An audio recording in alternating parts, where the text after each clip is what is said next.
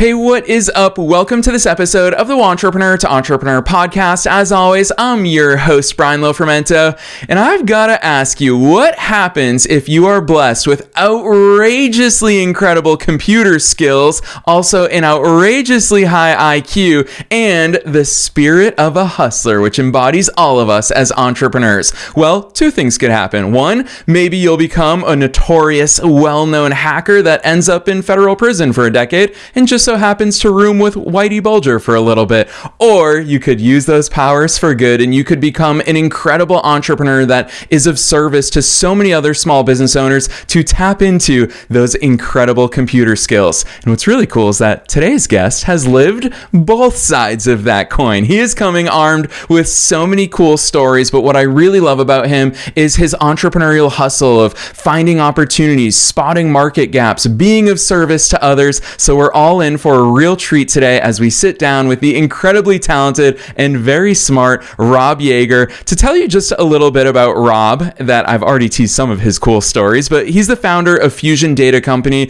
where they provide high-end automation and workflow support to small businesses, focusing on the needs of the customer and delivering on pain with working solutions that are tailored for their clients. No putting them into boxes here. In fact, Rob is the type of dude that will build whatever box is going to help you. So they are technology agnostic. They believe in building real life solutions for real life businesses. They give 24/7, 365 customer access to the development team in a live chat so that there's no red tape to get support on your platform. They work with any and all small business owners. They've worked in real estate, healthcare, finance, collections, acquisitions, lead generation, and so much more. This is someone who we're all going to learn a lot from, and I know we're going to be entertained because I love his energy, so I'm not going to say anything else. Let's dive straight into my interview with Rob Yeager.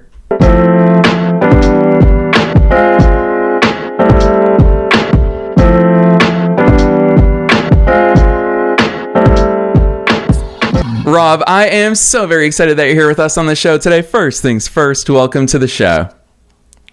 Thank you.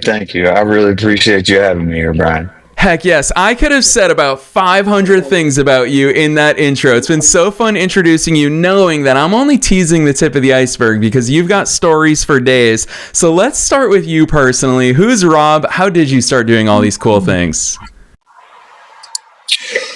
Started from the bottom, now we're here. I grew up in Alabama. My father would take me to work with him. And back then they were in the 80s, a military contract company, and they had computers back in their warehouse. And I got to go back there while he was at work and got a computer put in my lap real young, and with some people that were very friendly in teaching me how to use them. And we started out with 5.5-inch floppy disks, 5.25-inch floppy disks and 3.5-inch hard disks, and got all the way to where we are today. I've grown up at the same pace as computers, all along.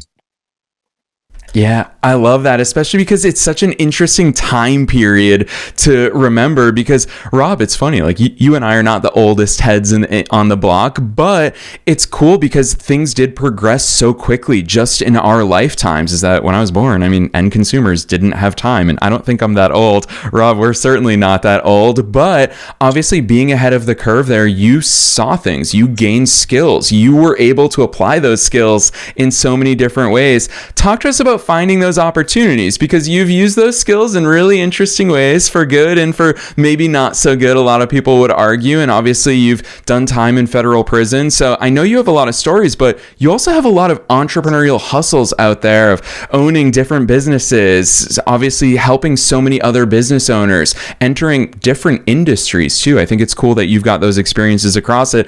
Talk to us about the different ways that you've applied those skills. Sure. Well, in federal prison, I ran the poker game.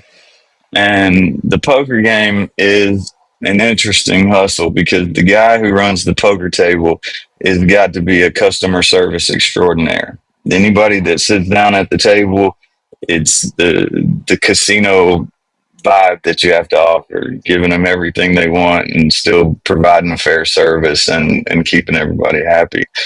And I did that every day and played with the house's money for a long time. And it just kind of developed a spirit in me, I guess, for finding out which ways I could please my clients and which ways I could do small things that would matter to them. I came back from prison in the end of COVID, and the world had changed. A lot of people had gotten into more of a working remotely environment, and it would become more acceptable, and that was a lot better for me. That being more acceptable was gave me the ability to really start a business and push in different directions without looking different than everybody else. Um, the prison story does not play well in all entrepreneur environments, and it's just something I can't help. It's where I've been, and it's how I got here. Um, but when we came back, we started originally a mobile home and RV park company was having trouble finding the actual decision makers and owners of the different parks. And they were getting beat up by gatekeepers, and they were going around door to door. And my father was involved in the purchasing of the parks. And so he told people, I know a guy that can find who you need to find. And I started doing lead generation lists, and I changed their acquisitions completely. It went from knocking on doors to call center calling. Um, it built out. I did everything there as a 1099, so the things that I built were mine, and my systems were mine, and we were really trying to um, figure out a way to expand out to more clients. And after 91 million in real estate acquisitions for them, we went off on our own and started Fusion Data Company. Matt and I did. Um, Matt was hired as my assistant when I was with that company, and we really just got tired of being part of somebody else's value proposition and decided to be the proposition ourselves. And so we started with nothing. We ended up getting with some collections people and figuring out that CRMs were the hot thing of 2022, 2023. So we did CRM repair and setting up HubSpots and Salesforces. And then we built a call center in the Philippines, remote call center with connections that Matt had, different people that wanted to work. And we started selling outbound calling for lists that I generated. And the lists that produced were very hot, because when we would give those to a client, this is not a regular lead list that 70% of the people on it are not real and half the numbers are fake. This is a list of 100% verified contact phone numbers of people who not only know who you are, but have said they're interested in hearing what you have to say. And giving a business owner and a call center manager that list was, for the year, a really hot commodity. And it gave us a chance to expand a little more. And then AI took off, and we immersed ourselves in it immediately.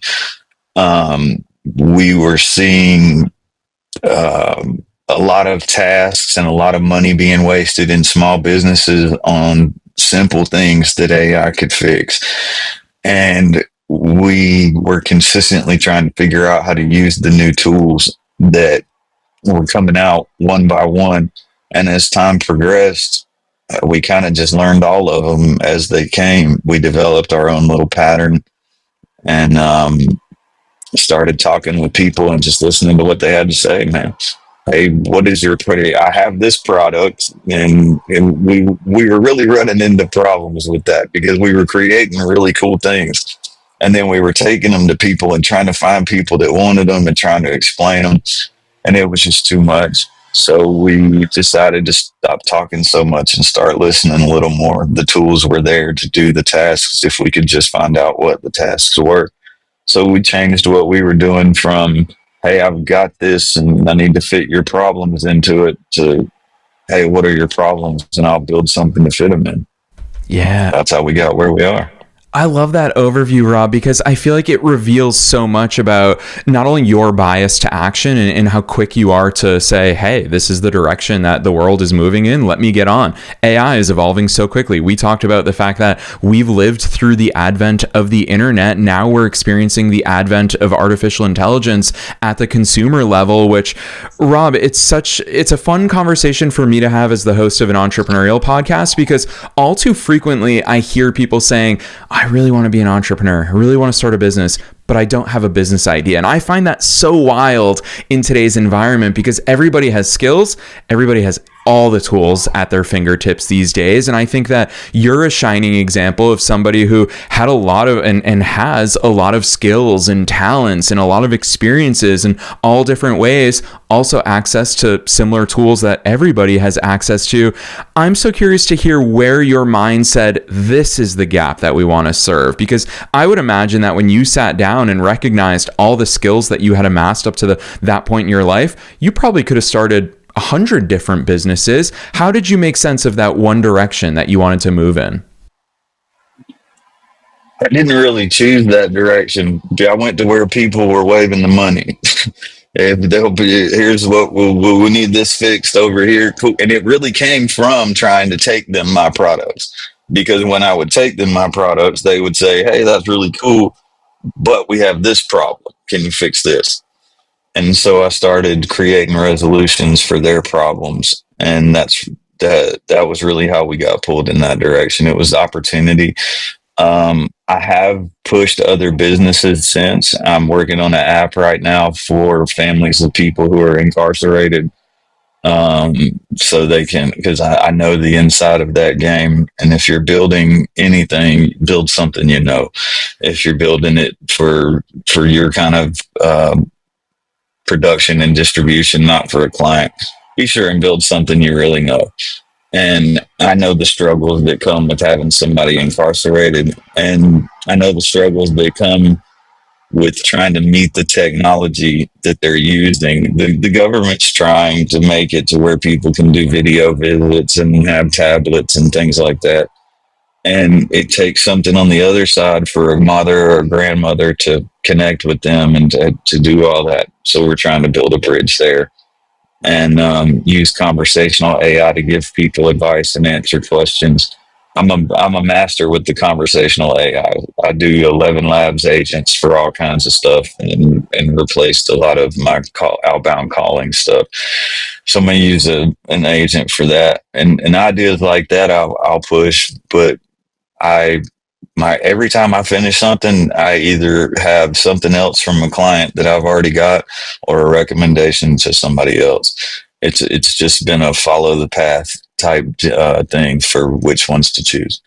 Yeah, Rob, I'm going to add this on to what you just said, because as someone who interviews entrepreneurs for a living, I consistently see that mindset plays such a big role in all of our journeys. And I think it's pretty clear to most people that I'm very easily excitable. I have kind of the eternal optimist lens that I see the world through. And so when there's mass hysteria, I'll call out the mainstream media. The mainstream media is pretending that AI is going to ruin jobs, it's going to take things away. And my attitude towards it is, gosh, we're hiring more than we ever have before, because thanks to AI, we can do so much more. We can service so much people. Here on the podcast, we can reach listeners in over 150 countries. It's wild. And Rob, that's really, when we reached out to invite you to come on the show, that's something that excites us so much about your attitude towards all of this stuff, is that you run a tech company that introduces automations to businesses, that builds solutions for them, leveraging technology and AI. And it's so clear to me. I saw you write somewhere that a lot of people think this new era of business is that they're going to get steamrolled by these things, whereas you view it as it's going to amplify all the good things that you do. Talk to us about that mindset. I think it's so important in today's world. You will not get replaced by AI. You will get replaced by somebody that knows how to use AI. That's the difference. The AI is empowering people that haven't been empowered before to step up to plates they've never been able to step up to before. And those people are hungry. those people have hustle and they're going to go after those jobs. And that's the threat, not the computers coming in and taking over everybody's jobs. And the answer to it is real simple: learn AI. Start at the bottom and learn AI. It's all on YouTube. You can ask any questions you want to if you're willing to invest the time. YouTube is the hub for all data involving anything for how any of it works, and you can learn it all there. Start with a builder and a deployment site like Vercel, and just start building little things, trying little solutions. The solutions that are involved in usual business problems that we come across, they're not complicated. You don't need to know the most cutting edge language model. In fact, usually we don't use the most cutting edge language models because they're expensive, and we can give our clients the same output with a DeepSeek or a Quinn, anything that just does that operation. And we really view large language models at Fusion. We have a illustration for it. We like golf clubs. Every club in the bag is a different large language model, and everyone has a time and place depending on your where your ball is lying and how far you have to go, what trajectory you need to go to get it there. And if you tried to walk through a golf course just using one club all the time, you still get there. You're just not going to get there at the same pace as somebody that knows what they're doing. And so that's what I think completely about all of it is you're not going to get steamrolled by AI. You're going to get steamrolled by somebody that was sitting down on YouTube while you were complaining about getting steamrolled. Yeah, YouTube University, I hope that YouTube and all of modern learning tools, I hope that they totally demolish the traditional educational path, because I don't think any of us, Rob, in hindsight, I wish I didn't go to college. I spent a lot of money during those 4 years, and I learned more outside of the classroom than I learned inside of the classroom. Now it's cool. Anybody and everybody has access to YouTube University for free. You can truly learn literally anything. And Rob, there's also incredible entrepreneurs like yourself that are transparent. Vercel. If people have never heard of Vercel, that's another very inexpensive, or in different ways you can use it for free, tool that people can get their hands on. So it's really cool to glean these insights from others. I want to go deeper into what you do at Fusion, because when I think about and hearing the way you talk about it, it's so clear that you view your role as we solve problems. If a business has problems, we're going to solve those problems. I go back to that Henry Ford quote so frequently, where Henry Ford, I'll back up. In business, we always talk about, listen to your customer, they're going to have the answers for you. But Henry Ford once said, if I asked my customers what they wanted, they would have said a faster horse. And so Henry Ford was so adept at understanding what those problems are, but then taking it upon himself to find the solutions. Because a lot of times we as consumers don't know what we don't know. How do you navigate that problem solution landscape through that lens of listening that you've already talked about? How focused are you on their problems and what they think the solutions are versus you as a team creatively saying, okay, here's the problem, here's how we would go about solving it? How the heck do you navigate that with people? Well, I have a chat bot that a conversational AI I've created that does an interview, and it talks to them about their different pains. It's Sandler sales training. I train all my bots with Sandler, and it discusses with them what the problems are. We get a pains list. We have a language model that we've trained for the tools that we use, and answering with the tools that we use and creating solutions kind of really sort of, I guess we fine tuned it to block out all of the outside noise and just give us what we work with. And in that system prompt, we've explained to it what we do and our approach to it, and we give it the list of the pains. Sometimes we do the interviews with Google Meet and transcribe them, and then give the transcription to our Fusion chatbot. And we look at the list that kicks out, and we start brainstorming from there. Matt and I'll look at what the options are and how fast we can get to them. And we put together a plan. We use AI for all of it. We use AI for every step, mostly Claude and GPT, um, and Perplexity for content things. But it's usually just a trying to figure out the fastest way to a problem. And at this point, we have a lot of things white labeled that we've already built that, and somebody's like, I need a social media generator. We've already got the framework of it built, and it's just copy and configure, copy and configure. And Matt and I do that. But for the most part, it's just listening to them and explain what their issue is. So many people try to talk over them and explain to them a bunch of AI things that they don't understand and they don't really care about. They care about the solution. They don't care about how you get there. And so sitting down and listening to them and then adding something to them. And I'll tell you, the thing that I like the most is when I deal with some of these older people. I dealt with a solar company out in Redding, California, and there's an older guy there named Greg. And these people, not only are they not technology super inclined, but at their age, they have no desire to learn to be. They just don't want to get steamrolled with what they have going on.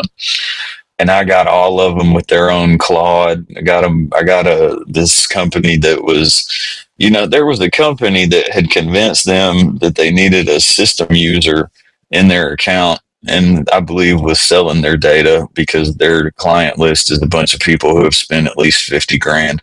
So that's quite a call list. If somebody, that's the only sense I can make of it. And they were charging them $1,200 a month, and we just came in and told them, if you don't want to pay that $1,200 a month anymore, I'll put everything you got in a Google Drive, give you a Google Workspace, and show you. They couldn't even add or subtract an email. By the time we got done, they could do all that. They were walking around. Each of them have Claude on their phone, and Claude has a system prompt that I've tailored so many of them. I've done the one on my website is Ted the Bear. I've done one of the guy at AP Redding wanted John Wayne, and another one wanted Billy Bob Thornton from Landman. They always come with these different personas, and I give them what they want. And it's fun to watch them run around afterwards and be so happy with it. I've watched them have conversations in the office where they start asking each other a question. Hey, man, do you know? Never mind, I'll ask Claude. And it's just, it cracks me up, and it's fun. That's the funnest part, is watching people who didn't think they could ever get their mind around this to working with it and realizing it's not the end of the world. It's just another hammer or screwdriver, and you just got to learn how to use it. Yeah, I love that attitude towards it. I especially actually want to pick on that one word that you had in there, which is fun, because Rob, before you and I hit record today, we were geeking out a little bit off the air just about tech in general. You and I are definitely Apple fanboys, and along those lines, we geek out about fun things. I mean, you were showing me some of your home automations where you are, and we've got so much cool tech setup that we do, not professionally, but just personally. It seems to me, just knowing as much about you as I do, having seen other interviews that you've done, you really take lessons from every single experience that you have in life, whether it's federal prison. You've talked about the customer service skills that you gained leading the poker games inside of there, or just geeking out about fun things with regards to tech.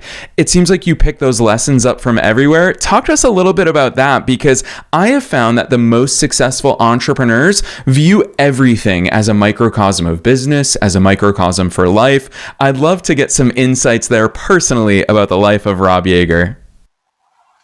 I mean, I was put in an environment where a bunch of men who had been extremely successful in their lives had absolutely nothing but time on their hands. And I took advantage of it. I went and asked questions. I talked to more Fortune 500 CEOs. There was 3 billionaires walking around the last prison I was in. I've talked to governors. I've talked to business leaders. I've talked to gang leaders. Like you said, I lived with Whitey, and the man did time at Alcatraz. He's got some stories. And each of those experiences have crafted or offered me another skill. At no other point in my life would I have been able to walk around and talk to two different Fortune 500 CEOs and the governor of Illinois all in one place. So those guys, even though they were punished for something they did on a specific day, they had a whole lot of other days in their lives. And those other days in their lives, some of them became powerful people. I played poker with Bernie Madoff. If you sit and play poker with the greatest con artist alive and win, then you do take something away from it. You take a pride away from it, I guess. Um, but the people that I came across, everybody had something to offer if you understood how to ask. And so many people were focused on other things, and I was focused on what I was going to do when I get home. We studied stock market trading and bracket trading, and we did all kinds. It just depends on who you surround yourself with. And each of those experiences, and then the things I learn every day, are what make me who I am. I'm not a highly educated individual when it comes to schooling. I have a GED.